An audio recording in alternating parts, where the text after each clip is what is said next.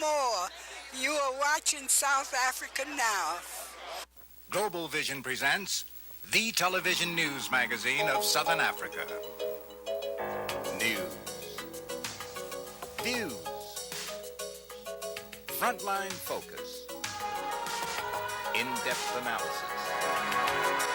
Covering the coverage. Cultural features. This week, South Africa Now reports these stories. Listen to this. Proposals are being discussed to turn South Africa's Alcatraz, the notorious Robben Island prison, into a tourist attraction, complete with a yacht club and a Nelson Mandela suite. Sounds bizarre? We'll have the details. South Africa is a country of many peoples. Among them are Indians who have been fighting apartheid since the days of Mahatma Gandhi. We'll show you part of a unique new film.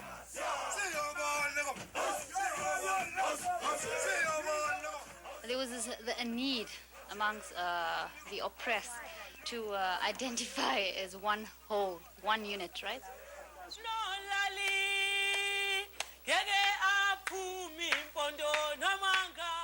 And in our culture segment, storytelling, South African style, from the film Songololo, the power and the beauty of Gina Mhlope.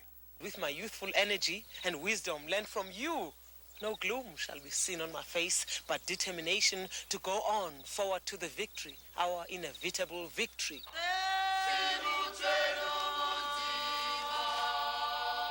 All of these stories and more on South Africa Now. But first, the uncensored news with Mweli Mzizi and Phillip Tomlinson.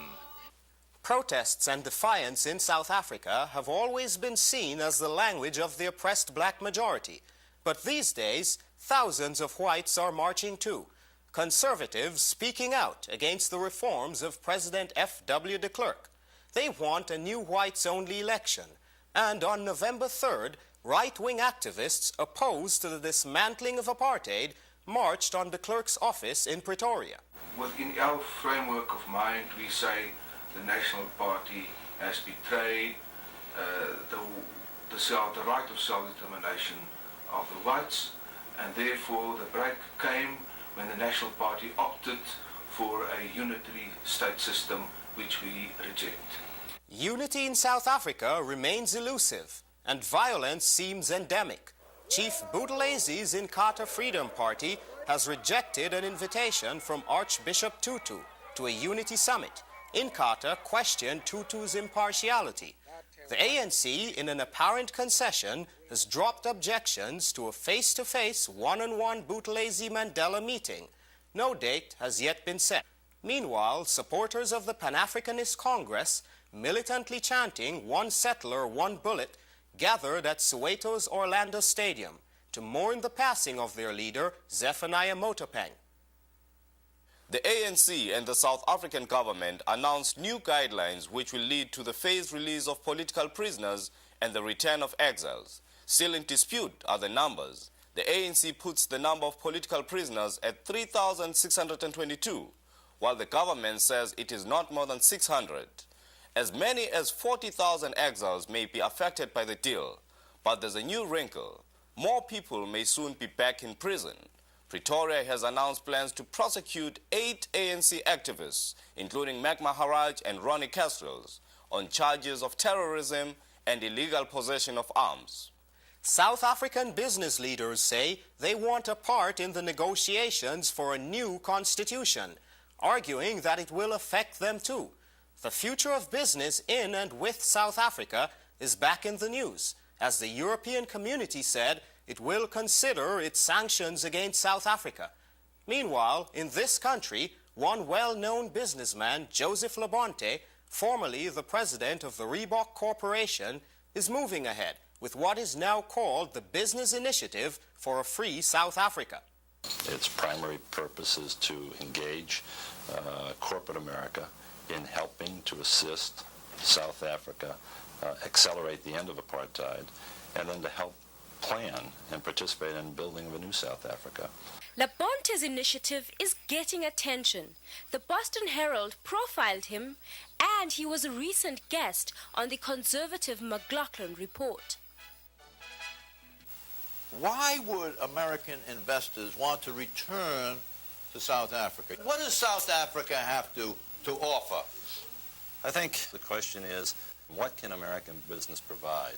We focus here, or it sounds like we're focusing on a profit motive at this point.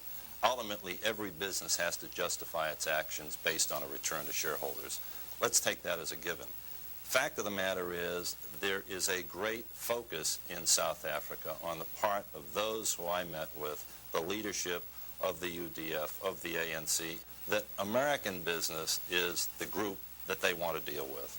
Publications like the New York Times are reporting that Labonte faces an uphill battle because potential investors, faced with a recession at home, see the South African economy declining too, with a quarter of the workforce now unemployed.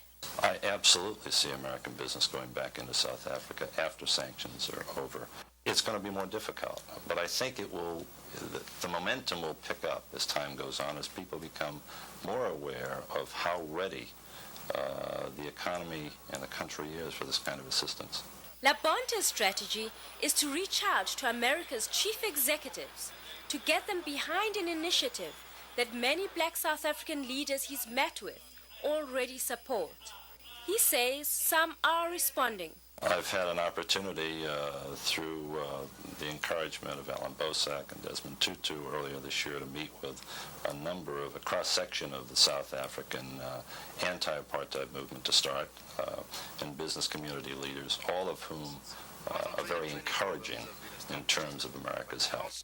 For South Africa Now, this is Thandeka Gqubule. A year ago, we reported on a unique effort by citizens in St. Paul, Minnesota, to reach out to a sister community, a place in South Africa called Levi Camp, whose residents were threatened with forced removal. We showed a home video of St. Paul's leaders visiting the community and seeing its problems firsthand. And we came to understand that here were people, small in number but great in commitment, who wanted to remain on this land and who wanted to seek freedom and have freedom to be able to care for their children, their families. Now there's been a return visit, with community leaders there coming to St. Paul and reporting that the support of the Minnesotans helped stop their eviction and win grants to rebuild their town. This citizen exchange pleased both South Africans and Americans, according to City Councilman Bill Wilson. Our young people here in St. Paul have learned so much about South Africa, so much about apartheid, and so much about the struggles of injustice, the struggles that brought on by injustice. And so we have really benefited, I believe, as much, if not more, than the people of Levi Camp. For South Africa Now, this is Emily Kasriel reporting. I'm Joseph Biko with the Frontline Focus. We have fresh pictures of the tragedy of Mozambique, where Renamo rebels continue to cause havoc. These people have been forced to flee their homes and are now wearing bark from trees as they join the columns of dislocated refugees. Meanwhile, in the capital, the government has now adopted a new constitution which will guarantee multi-party elections in 1991. Renamo has rejected the constitution, saying the People's Assembly that adopted it after 3 months of countrywide discussions was unrepresented. Nevertheless, Renamo said that it will attend the next round of peace talks with the government. Namibia's President Sam Nujoma was honored at the annual African American Institute dinner in New York. His award was accepted by Foreign Minister Theo Ben-Guritrap, who spoke with us about Namibia's future relationship with South Africa. The only relationship between Namibia and South Africa that we can foresee in the future is one based on post-apartheid South Africa becoming a member of the African fold. As New Yorkers cheered an African runner, Douglas Wakihuri of Kenya, the winner of the 1990 New York Marathon, Namibia is hoping to have its runner, Frank Fredericks, considered one of the continent's fastest runners, representing Africa's newest country in the next Olympic Games. Namibia's got a lot of great athletes, and I'm the forerunner. And I think that just being able to compete internationally will open a lot of doors. You know, a lot of youngsters will come up and they'll really show the true colors. And I think that will mean a lot to the country, because we all want to be competing for the country, you know, because it's a good thing to wear your country's colors and compete for your country. And finally, news of a new tourist attraction that South Africa's tourism minister wants to get underway. A plan to convert South Africa's notorious Robben Island prison off Cape Town into a fantasy island resort, complete with a yacht club, tennis courts, and, believe it or not, a Nelson Mandela suite in a new hotel. What will it look like? Here's South Africa Now's artistic rendering.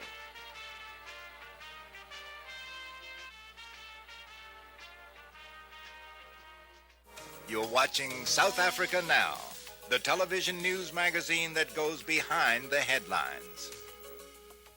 When we think of South Africa's black community, many people overseas ignore the Indian community, which has long identified with the aspirations of the majority. As those who saw the film Gandhi recall, the great Indian nationalist leader initiated his non-violent resistance methods in the fight against segregation in South Africa. We have a profile of South Africa's Indian community accepted from a student film, Takari and Coke, directed by Rukasana Mosan, who sent it to us from London.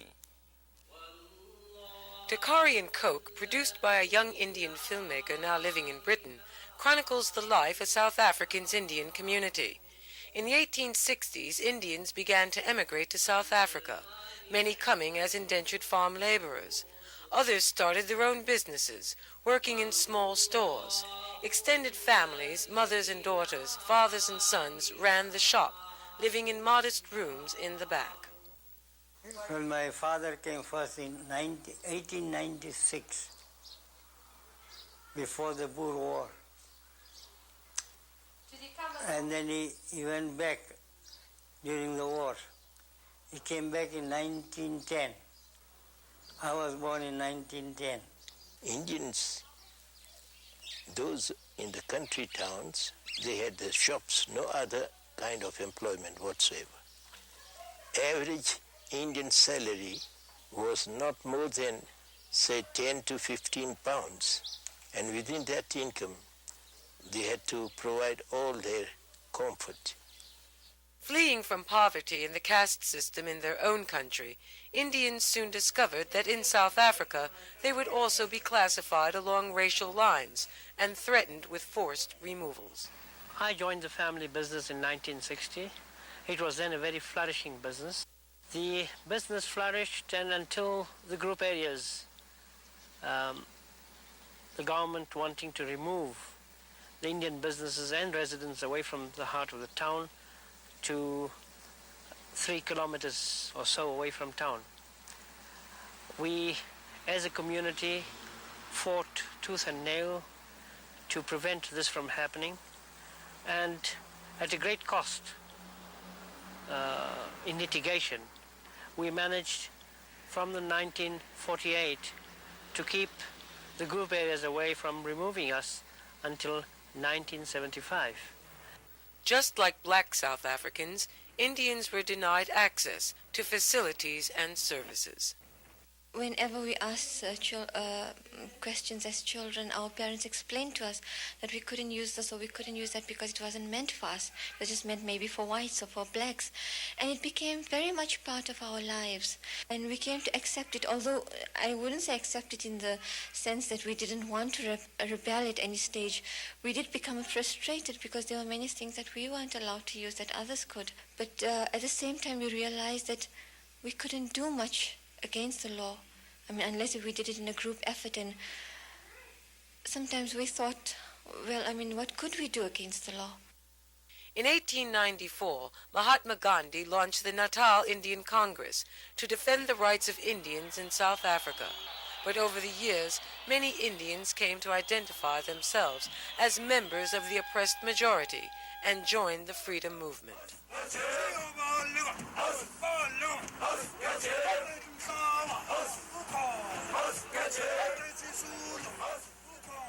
There was a need amongst the oppressed to identify as one whole, one unit, right? Many anti-apartheid leaders emerged from the Indian community. Ahmed Kathrada of the South African Communist Party and the ANC, J. Naidu of the COSATU Labour Federation, ANC lawyer Priscilla Jana, Mohammed Vali Musa of the United Democratic Front, and Fatima Mir, Mandela's biographer. We spoke with Mia's husband, Ismail, about the issue of ethnic unity in the ANC. The ANC itself was formed to break away from tribal affiliations. The ANC was going to have Zulus, the Xhosas, the Sotos, all different tribes coming together for a cause, and that was to see that human dignity was respected and that the black person had a vote in parliament. That was the main purpose. But they did not become racist in promoting anti-racism. They didn't develop, the ANC didn't develop at any stage this attitude that you want Africa for Africans. They had a very healthy, non-racial outlook throughout their long history in South Africa. Nevertheless, ethnic identity remains a concern for many Indians in South Africa. I think maybe that the younger generation, they don't see themselves as Indians, but they refer to themselves as Indians because they haven't bothered to question why they've been called Indians. I still think the majority of the Indian, I mean, as far as I'm concerned, I mean, the youngsters that I've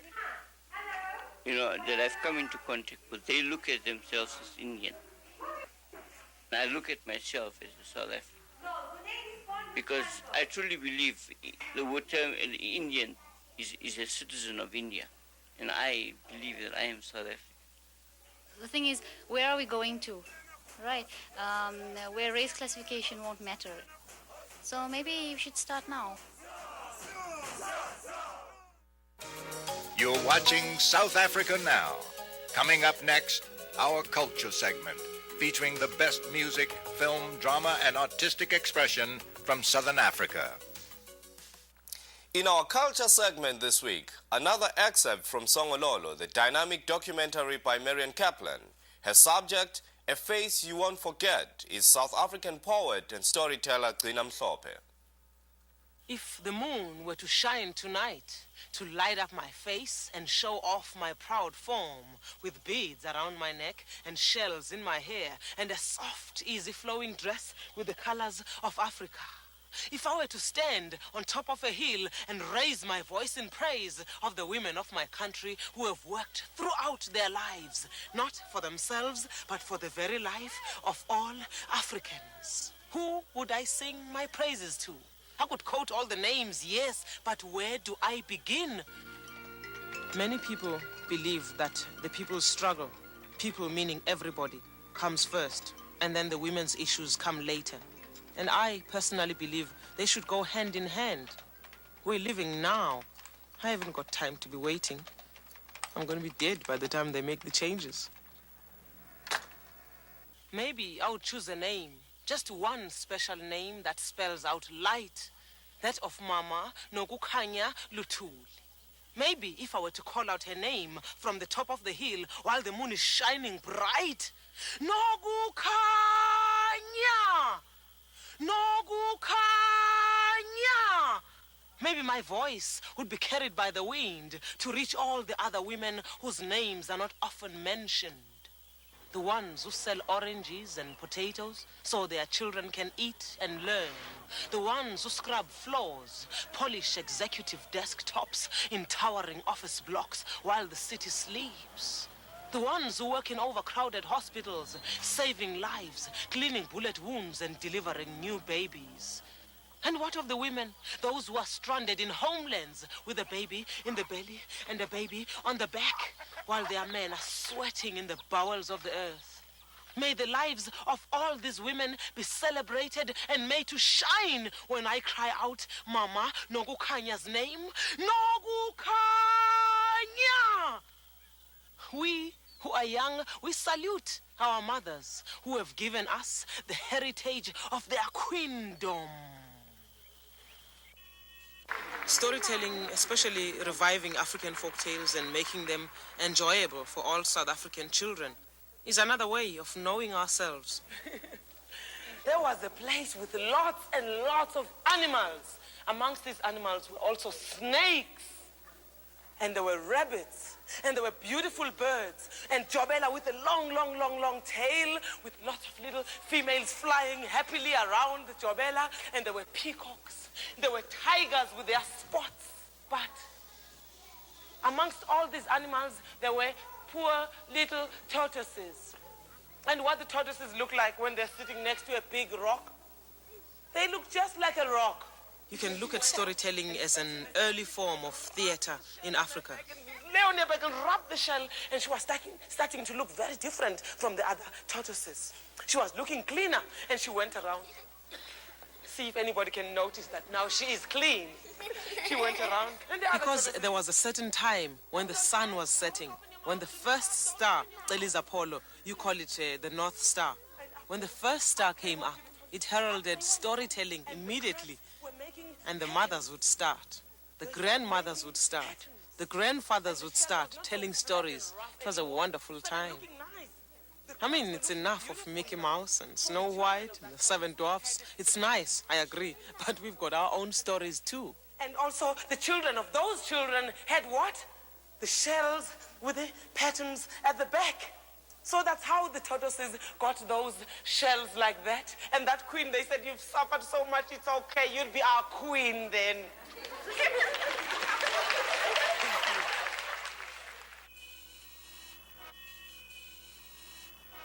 It's important for an artist to be good. I don't want people to lie to me and say I have energy and my singing. I'm not about singing and energy.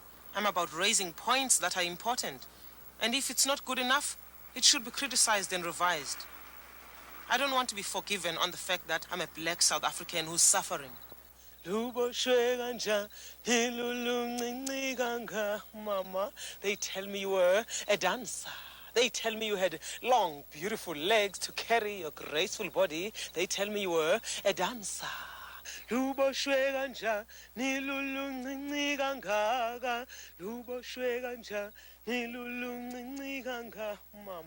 they tell me you were always so gentle.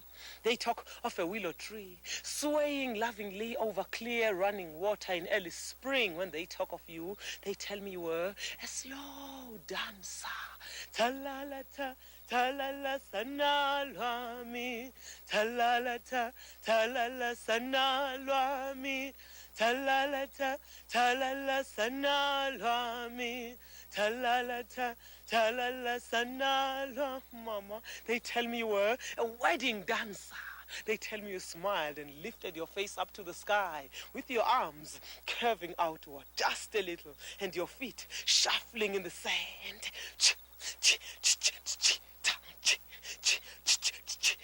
Tona, tona, tona, kula makobo no tona, sifunu sana lwami.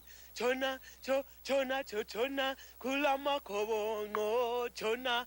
Oh, hey, how I wish I was there to see you. They tell me you were a pleasure to watch.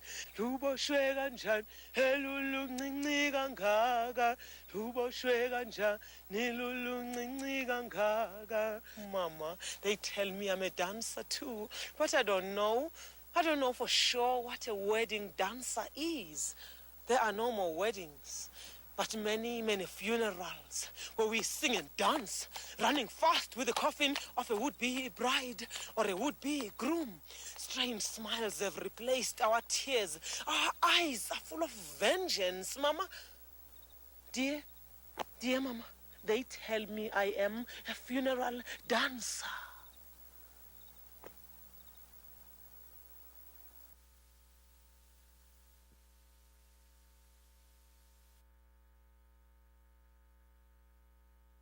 That's our show for this week. Thank you for watching South Africa Now. If you are interested in any of the issues we cover or have an opinion on the program, send a self-addressed stamped envelope to South Africa Now, Post Office Box 1907, Canal Street Station, New York, New York, 10013. South Africa Now is produced by Global Vision on a non-profit basis in association with the Africa Fund, a tax-exempt organization providing assistance and relief to victims of apartheid.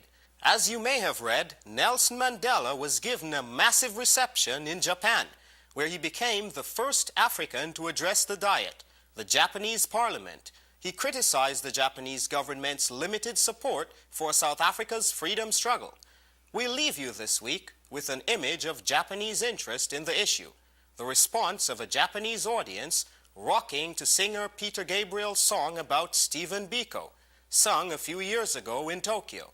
For all of us at South Africa Now, I'm Phillip Tomlinson, sitting in for Fana Kekana. See you next week.